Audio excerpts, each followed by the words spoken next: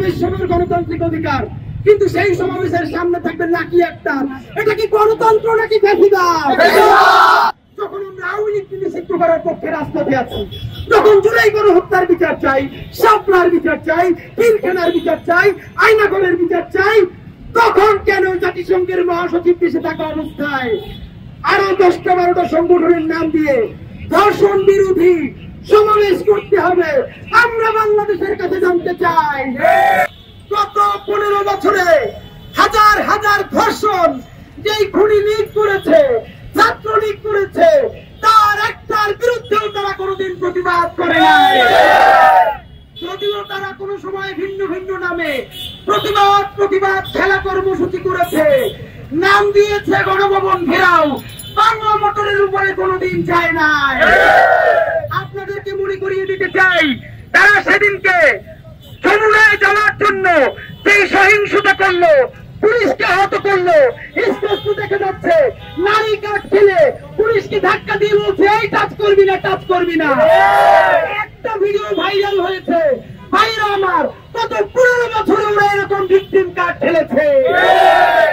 যখন আমরা প্রত্যাশা করছি জাতিসংঘ ইতিমধ্যে জুলাই নিয়ে 114 পৃষ্ঠার প্রতিবেদন দিয়েছে, সেই পৃষ্ঠার প্রথম পৃষ্ঠায় যে এক্সিকিউটিভ সামারি দিয়েছে ভাইরা, ওই এক্সিকিউটিভ সামারিতে বাংলাদেশের আওয়ামী লীগের খবর রচনা হয়ে গেছে।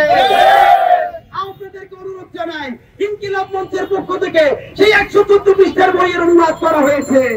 আমরা সিদ্ধান্ত নিচ্ছি প্রথম পৃষ্ঠার এক্সিকিউটিভ সামারি ফটোকপি করে বাংলাদেশের প্রত্যেকটা খুনি আওয়ামী লীগের কবরের সামনে লাগাই দিয়ে আসবো।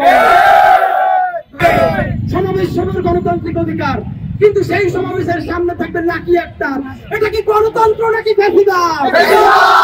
যারা বলেছে ফাঁসি চাই, যারা বাংলাদেশের আইন, আদালত, প্রশাসন ভেঙে ভেঙে কবরে পাঠিয়ে দিয়েছে, আয়নাঘর বানিয়েছে, তারা আজকে বাংলাদেশকে নারীর অধিকার, গণতন্ত্র নিয়ে কথা বললে চক্ষু বন্ধ করে বলবো এগুলা দিল্লির ষড়যন্ত্র। বাংলাদেশের আপামর জনসাধারণ বেঁচে থাকতে দিল্লির দাবিদারি, দিল্লির ষড়যন্ত্র সফল হতে দেওয়া হবে না। ভাইরা আমার, সরকারকে প্রচুর গালিগালাজ করি, আজকে গালিগালাজ করবো না। সরকারকে বলতে চাই, আগামীকাল এই সুশীল বদমাশ গুলোকে যদি স্মার্টলি হ্যান্ডেল করে গ্রেফতার করে উচিত শিক্ষা দিতে পারেন, আপনাদেরকে আমরা সচিবালয়ে গিয়ে মিষ্টি খাওয়াই আসবো।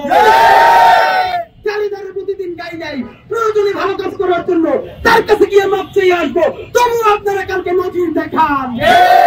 সরকারের কাজ সরকার করবে। ইনকিলাব মঞ্চের পক্ষ থেকে আগামীকাল তারা সমাবেশ দিয়েছে প্রেস ক্লাবের সামনে হওয়ার কথা, পরে এসেছে শহীদ মিনারে, সামনে থাকবে 10 থেকে 12টা নারী নেতৃত্বের নামে সুশীল শাহবাগী গুলো। আমরা বাংলাদেশের আপামর জুলাইয়ের ছাত্র জনতা আগামীকালকে সবাই শাহবাগ জাদুঘরের সামনে প্রতিবাদী জুলাই জমায়েত করবো।